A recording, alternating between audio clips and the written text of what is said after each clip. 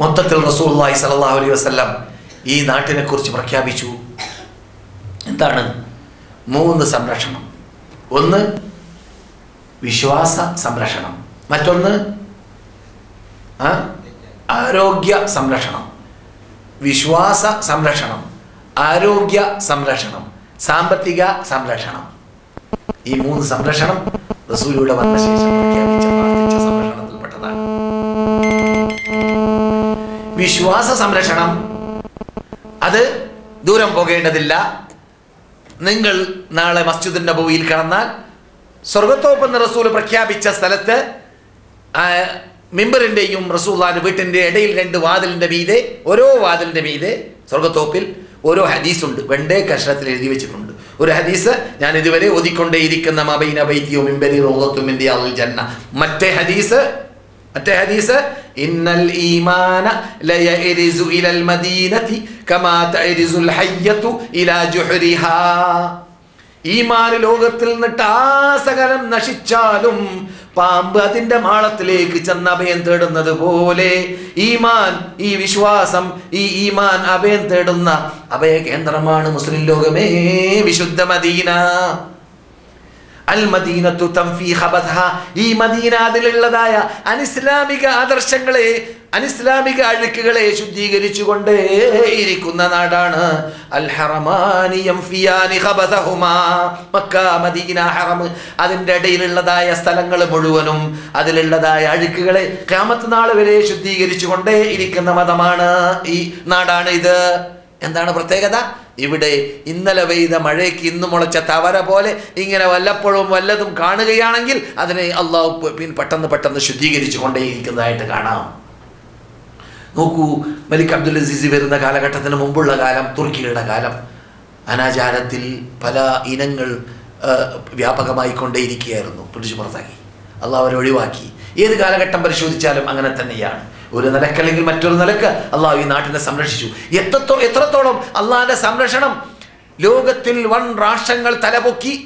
പോർച്ചുഗീസുകാർ ഒരു ഭാഗത്ത്, ബ്രിട്ടീഷുകാർ മറ്റൊരു ഭാഗത്ത്, ജർമ്മൻകാർ പിന്നൊരു ഭാഗത്ത്, അതുപോലെ തന്നെ ഫ്രഞ്ചുകാർ പിന്നൊരു ഭാഗത്ത്, പല നാടുകളെ കീഴടക്കാൻ വേണ്ടി പോയത് നിങ്ങൾക്കറിയാം. അക്കൂട്ടത്തിൽ നമ്മുടെ ഇന്ത്യയും കീഴടക്കി പലരും, അല്ലെ? ബ്രിട്ടീഷുകാർ കീഴടക്കി, അവർക്ക് മുമ്പ് പോർച്ചുഗീസുകാർ.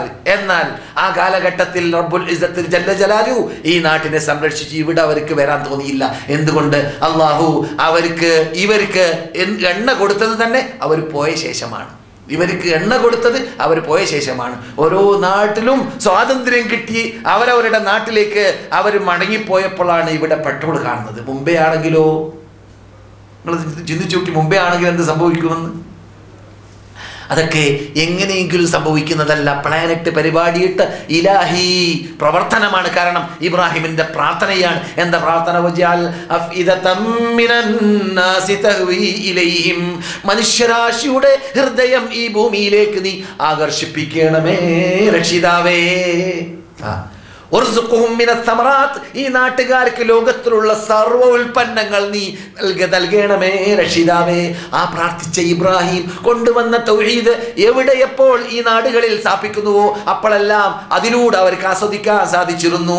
അതാണ് നാം ഇവിടെ കാണുന്നത്. 270 വർഷം മുമ്പ് ഷെയ്ഖ് മുഹമ്മദ് അബ്ദുൽ വഹാബിന്റെ നേതൃത്വത്തിൽ മുഹമ്മദ് സഊദി എന്ന പേരിൽ 2 വ്യക്തികൾ തുടങ്ങി വെച്ചതായ ആ ഭരണകൂടം ഏകദേശം 300 വർഷം പൂർത്തിയാവാൻ പോവുകയാണ്. ആ ഭരണകൂടത്തിലൂടെ ലോകം കണ്ടത് റസൂലുള്ളാഹിന്റെ കാലഘട്ടത്തിൽ ജീവിച്ചതുപോലെയുള്ളതായ ആദർശ ക്ലിയറിങ്. അബ്ദുൽ അസീസ് രാജാവ് മക്കയിൽ പ്രവേശിച്ചു. മക്കയിൽ 4 മെഹ്റാബിൽ 4 ഖൗം നിസ്കരിക്കാം. ഒന്ന് ഷാഫി വിഭാഗം, മറ്റൊന്ന് ഹനഫി വിഭാഗം, മറ്റൊന്ന് മാലിക് വിഭാഗം, മറ്റൊന്ന് ഹംബലി. ഇത് കണ്ടപ്പോൾ അബ്ദുൽ അസീസ് രാജാവ് ആ ഇമാമിങ്ങളൊക്കെ വിളിച്ചു കൂട്ടി. അദ്ദേഹത്തിന്റെ ഹിസ്റ്ററിയിൽ കാണാം. ഇത് നിങ്ങൾ വായിച്ചിരിക്കും ഒരു പക്ഷേ. പറഞ്ഞു, നാം ഒരു ഇലാഹിനെ ആരാധിക്കുന്നവരല്ലേ, ഒരു ദൂതരുടെ അനുയായികളല്ലേ? അതെ. ഒരു ഖുർആന്റെ പിന്നിലാണ് നടക്കുന്നവരല്ലേ? അല്ലേ? അതെ. എന്നിരിക്കുമ്പോൾ നാം എന്തിനാണ് ഒരു ഇലാഹിനെ ആരാധിക്കുന്ന വിഭാഗം 4 ഖുബ്ബയുടെ 4 മെഹ്റാബിന്റെ ആവശ്യം? എല്ലാവരും ഈ ഒരു ഇമാമിന്റെ ബേക്കിലാണ് നടന്നുകൂടെ? പണ്ട് ഈ ഗവേഷണ വിധേയമായ വിഷയത്തിൽ അഭിപ്രായ വ്യത്യാസം ഉണ്ടായത് 4 ഇമാമിങ്ങളുടെ ഇടയിലല്ലേ? ആ ഇമാമിങ്ങളിൽ നിന്നിട്ട് ഷാഫി ഇമാം റഹ്മത്തുള്ളാഹി അലൈഹിയുടെ ബേക്കിൽ ഇമാം അഹ്മദ് ബിൻ ഹംബൽ നിസ്കരിച്ചിരുന്നു. ഷാഫി ഇമാം മാലിക്കിന്റെ ബേക്കൽ നിസ്കരിച്ചിരുന്നു. അബൂ ഹനീഫ മദീനയിലേക്ക് വന്നപ്പോൾ മാലിക് ഇമാമിന്റെ ബേക്കൽ നിസ്കരിച്ചിരുന്നു. അവരുടെ ഇടയിലൊക്കെ ഗവേഷണ വിധേയമായ വിഷയത്തിൽ അഭിപ്രായ വ്യത്യാസമുള്ളതോടുകൂടി ഒരു ഇമാമ് മറ്റേ ഇമാമിനെ പിന്തുടർന്ന് നിസ്കരിക്കുന്നതിൽ അവർക്ക് വെറുപ്പും അറുപ്പും ഉണ്ടായിരുന്നില്ല. എന്നിരിക്കവേ ആ ഇമാമിങ്ങളുടെ പിന്നെ അണിനിരക്കുന്ന ആളാണെന്ന് പറയുന്ന നാം എന്തിനു വേണം അങ്ങും ഇങ്ങും ഭിന്നിക്കണം, എന്നിട്ട് ഓരോ വ്യക്തികൾക്ക് ഓരോ മെഹറാബാക്കി മാറ്റണം എന്ന് പറഞ്ഞുകൊണ്ട് പെട്ടെന്ന് നടക്കുന്ന സംഭവമല്ല. പ്രയാസമുണ്ട്. അങ്ങനെ പൊളിച്ചു തകർത്തി. മൂന്ന് മെഹ്റാബ് ആദ്യം പൊളിഞ്ഞു. ഷാഫികളുടെ മെഹ്റാബ് സംസം കിണറിൻ്റെ വീതിയായിരുന്നു. ഞാനിവിടെ വന്നത് 41 വർഷം മുമ്പാണ് ഏകദേശം. അപ്പോൾ സംസം കിണർ നേർക്ക് നേരെ കാണലാണ്. അത് ഭൂമിയുടെ അകത്തും അണ്ടർഗ്രൗണ്ടിലൊന്നുമല്ല, നേർക്ക് നേരെ ക്യാബത്തിൻ്റെ മുമ്പിൽ സംസം കിണർ. ആ സംസം കിണറിൽ തോൽക്കൊട്ട താഴ്ത്തിയിട്ട് പൊക്കിയിട്ട് ഞങ്ങൾ കുടിച്ചതായിരുന്നു ഞാൻ വന്ന കാലഘട്ടത്തിൽ. അടുത്താണ് സംഭവം. ഈ കാണുന്ന എല്ലാ ചേഞ്ചുകളും എല്ലാ പുരോഗതികളും 30 വർഷത്തിനിടയിൽ സംഭവിച്ചതാണ് നിങ്ങൾ കാണുന്നത്. നാം പറഞ്ഞു വരുന്നത് നിങ്ങളെ പ്രയാസപ്പെടുത്തിയല്ലേ, കുറേ സമയം കൊണ്ടുപോയി, നിർത്താം. മദീന പഠിപ്പിക്കുന്ന പാഠത്തിൽപ്പെട്ടതാണ്. റസൂൽ ഇവിടെ വന്നിട്ട് പ്രാർത്ഥിച്ച ഒന്നാമത്തെ പ്രാർത്ഥന എന്താണ്? നിങ്ങൾ വന്നപ്പോൾ കമ്പോർഡിൽ കണ്ടു, വലിയ കമ്പോണ്ട് അല്ലേ, അല്ലെങ്കിൽ വലിയ ബോർഡിൽ എഴുതി വെച്ചിട്ടുണ്ട് എന്ത്? അൽ മദീനത്തു ഹറം അല്ലേ? നിങ്ങൾ കണ്ടില്ലേ? മദീനയിൽ കടന്നു വരുമ്പോൾ വലിയ ബോർഡ് അൽ മദീനത്തു ഹറം റവാ അലി ഇബ്നു അബീ ത്വാലിബ് റളിയല്ലാഹു തആല. എന്നിട്ട് അവസാനം മുത്തഫഖുൻ അലൈഹി, ബുഖാരിയും മുസ്ലിമിലുമുള്ള ഹദീസാണ്. അലി ഇബ്നു അബീ ത്വാലിബാണ് ദിക്പോട്ടകൻ.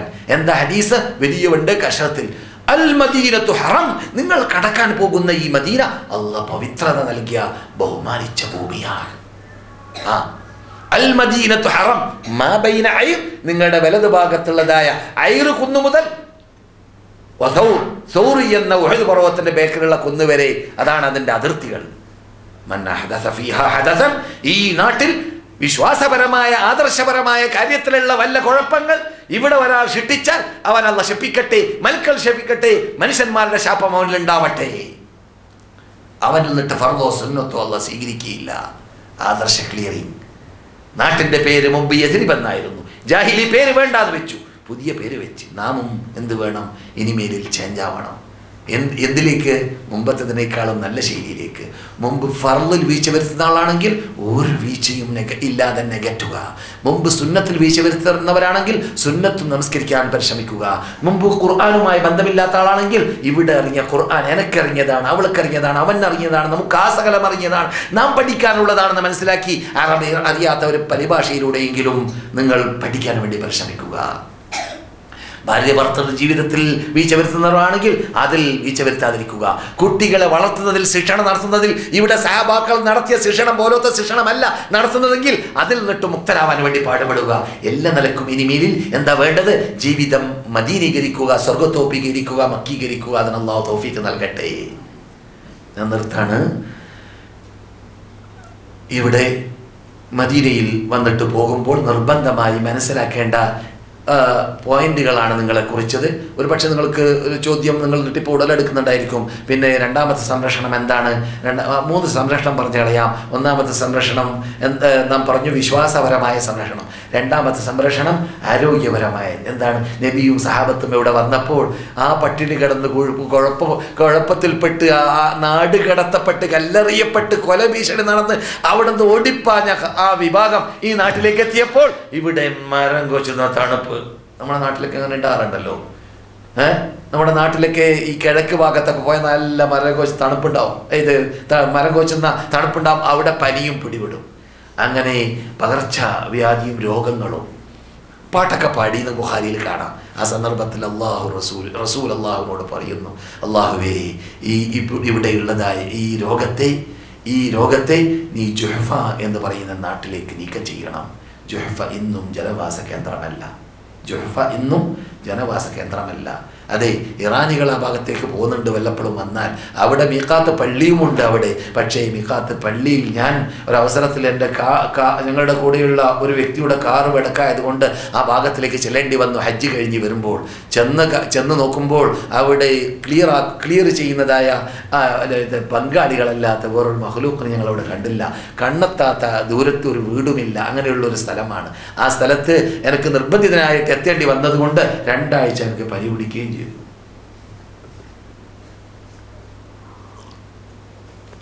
എൻ്റെ അനുഭവം കേട്ടോ. അതെ, പറഞ്ഞു വരുന്നത് റസൂൽ അങ്ങനെ പ്രാർത്ഥിച്ചു. അതുകൊണ്ട് മദീനയിൽ ഉള്ളതായ രോഗങ്ങൾ മാറി. എത്രത്തോളം റസൂൽ പറയുന്നു, ഇവിടെ എന്താ ഉണ്ടാവില്ല, പ്ലേഗ് രോഗം ഇവിടുന്ന് ഉടലെടുക്കൂല. ഹാഫിദ് ഇബ്നു ഹജർ അസ്ഖലാനി പറയുന്നു, ഏതോ നൂറ്റാണ്ടിൽ, അദ്ദേഹം 8-ാം നൂറ്റാണ്ടിൽ ജീവിച്ച ആളാണ്, മക്കയിൽ നിന്നിട്ട് ഉടലെടുത്തിരുന്നു, മദീനയിൽ ഉടലെടുത്തിട്ടില്ല. അത് മക്കയെ അവഗണിക്കലല്ല. മക്കയ്ക്ക് ചില പ്രത്യേകതയുണ്ട്, അത് മദീനയ്ക്കില്ല. മദീനയ്ക്ക് ചില പ്രത്യേകതയുണ്ട്, അത് മക്കയ്ക്കില്ല. അങ്ങനെ ബാലൻസ് ശരിയാക്കി മനസ്സിലാക്കണം. മൊത്തത്തിൽ പൊതുവിൽ പറയുകയാണെങ്കിൽ ഏറ്റവും ശ്രേഷ്ഠമുള്ളത് മക്ക തന്നെയാണ്, സംശയമേ ഇല്ല. കാരണം അള്ളാഹിൻ്റെ കഅബ അവിടെ ഉള്ളത് കൊണ്ട്. അതേ സമയത്ത് മക്കയ്ക്കില്ലാത്ത പ്രത്യേകതകൾ പെട്ടതാണ് എന്ത്, ഇവിടെ മദീനയിൽ നിന്നിട്ട് പകർച്ചവ്യാധി, പ്ലേഗ് രോഗം ഉടലെടുക്കുകയില്ല. ഇതുവരെ ഉടലെടുത്തതായിട്ട് ഒരു പ്രൂഫുമില്ല, ഒരു തെളിവുമില്ല. റസൂൽ പണ്ട് പറഞ്ഞതല്ലേ. അതാണ് നമ്മുടെ മതത്തിൻ്റെ പ്രത്യേകത സല്ലല്ലാഹു അലൈഹി വസല്ലം. പിന്നെ മൂന്നാമതായിട്ട് റസൂലുള്ളാഹി സ്വല്ലല്ലാഹു അലൈഹി വസല്ലം പ്രാർത്ഥിച്ചു, അല്ലാഹുമ്മ ബാരിക് ലനാ ഫിൽ മദീനതി ളിഅഫൈ മാ ബാറക്തഹു ഫി മക്ക. സാമ്പത്തിക വളർച്ച ഇവിടെ മക്കയിൽ ഉള്ളതിൻ്റെ ഡബിൾ ബർക്കത്ത് ഈ മദീനയിൽ നീ അനുഗ്രഹിക്കണേ രക്ഷിതാവേ എന്ന് പ്രാർത്ഥിച്ചു. ആ ബർക്കത്ത് ഇന്നും കാണുന്നു മദീനയിൽ. അത് മക്കയില്ലാത്ത, സൗദി അറേബ്യയുടെ ഏത് പട്ടണത്തും ഇല്ലാത്ത ബർക്കത്താണ്. 10 റിയാലുള്ള മനുഷ്യന് ഈ റിയാദിൽ താമസിക്കാൻ സാധിക്കുകയില്ല. അതേ സമയത്ത് 5 റിയാൽ ഉണ്ടായാൽ ഒരു പക്ഷേ മദീനയിൽ താമസിക്കാൻ സുഖമായിട്ടൊരു ദിവസം. എൻ്റെ കുട്ടി പറയാറുണ്ട്, എൻ്റെ കുട്ടി മദീനയിൽ ജനിച്ച കുട്ടിയാണ്, അവൾ ജോലി ചെയ്യുന്നത് റിയാദിലാണ്. അവൾ പറയാറുണ്ട്, റിയാദിലേക്ക് എത്തിയ ശേഷം സാധനത്തിന് വില കൂടിയതുപോലെ തോന്നുകയാണ്. പിന്നെ അവർ മനസ്സിലാക്കി, അതല്ല, ഇവിടെ ബർക്കത്ത് കുറവാണ്, മദീനയിൽ ബർക്കത്താണ്. അതുകൊണ്ടാണ് ഇവിടെ ഞങ്ങൾക്ക് അനുഭവപ്പെടുന്നത്. റസൂലുള്ള പ്രാർത്ഥിച്ചതാണ്, ഇവിടെ ഡബിൾ ബർക്കത്ത് ചെയ്യണം. അല്ലാഹുമ്മ ബാരിക് ലനാ ഫീ സാഇനാ വഫീ മുദ്ദിനാ. ഞങ്ങളുടെ സായിലും മുദ്ദിലും നീ അനുഗ്രഹിക്കണമേ രക്ഷിതാവേ. ആർക്ക് വേണ്ടി പ്രാർത്ഥിച്ചു? ആ പട്ടിണി കിടന്നവർക്ക് വേണ്ടി, ആ മുഴുപട്ടിണിയും അരപ്പട്ടിണിയിലും ജീവിച്ച മുഹാജിറുകൾക്ക്, അൻസാറുകൾക്ക് വേണ്ടി. അവർക്ക് ഭൂമിയിൽ നൽകിയതായ ബ്രേക്ക്ഫാസ്റ്റാണ്, അവർക്ക് നൽകിയതായ വിരുന്ന് മാത്രമാണ്. അവർക്ക് എന്നേക്കും സുഖലോലുപരായിട്ട് ജീവിക്കാനുള്ള സ്വർഗ്ഗലോകം വേറെയുമുണ്ട്.